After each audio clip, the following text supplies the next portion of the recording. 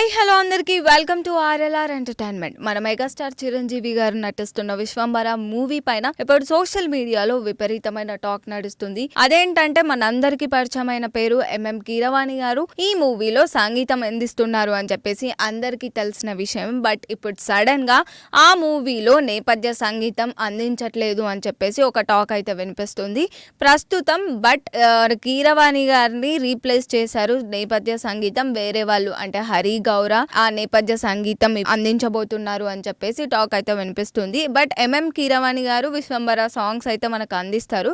But నేపథ్య సంగీతం మాత్రము మనకి ఓన్లీ హరి గౌర అందించబోతున్నారు అని చెప్పేసి అయితే వినిపిస్తుంది. మనకి హరి గౌర పరిచయం లేని పేరు. ఆల్రెడీ మిరాయి కానీ లేకపోతే హనుమాన్ కి కానీ అంత మంచి సంగీతం ఇచ్చిన హరి గౌర ఇప్పుడు నెక్స్ట్ విశ్వంబర మూవీకి కూడా నేపథ్య సంగీతం ఇవ్వబోతున్నారు. బట్ మనకి ఇది ఎక్కడ కూడా అఫీషియల్ గా రాలేదు. బట్ నెట్టింట్లో అయితే వైరల్ అవుతుంది. అండ్ కీరవాణి గారు విశ్వంబర మూవీకి ఎందుకు నేపథ్య సంగీతం అందించట్లేదు అంటే మాక్సిమం బయట వచ్చే టాక్స్ అయితే ఆల్రెడీ మూవీ గురించి ఎలాంటి అప్డేట్ రాకపోవడము అండ్ విఎఫ్ఎక్స్ గ్రాఫిక్స్ పనులు ఇవన్నీ లేట్ అవ్వడము ఒక మెయిన్ రీజన్ అని కూడా అంటున్నారు. అండ్ అదే విధంగా మనందరికీ తెలుసు ఎంఎం కీరవాణి గారు రాజమౌళి గారు అండ్ మహేష్ బాబు గారు ఇద్దరు కాంబినేషన్ లో వస్తున్న వారణాసి మూవీలో కూడా ఎంఎం కీరవాణి గారు నేపథ్య సంగీతం కానీ పాటలు కానీ అందిస్తున్నారు. కాబట్టి అక్కడ ఇక్కడ స్కెడ్యూల్ టైట్ అయిపోయి ఎక్కువగా ప్రెషర్ అవ్వడం వల్ల విశ్వంబర నేపథ్య సంగీతం హరి గౌర అందిస్తున్నారు అని చెప్పేసి టాక్ అయితే వినిపిస్తుంది అనమాట. బట్ ఇది మాత్రం మనకి క్లారిటీగా మూవీ యూనిట్ నుంచి రాలేదు. బట్ ఓన్లీ మనకి సోషల్ మీడియాలో సర్క్యులేట్ అవుతున్న విషయం.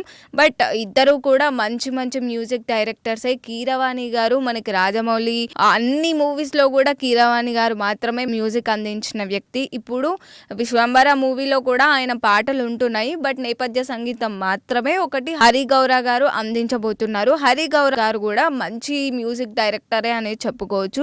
అండ్ ఆల్రెడీ ఆయన మిరాయి మూవీ హనుమాన్ మూవీలో చూసినాము ఆయన మ్యూజిక్ ఎంత మంచిగా ఉంది అని చెప్పేసి.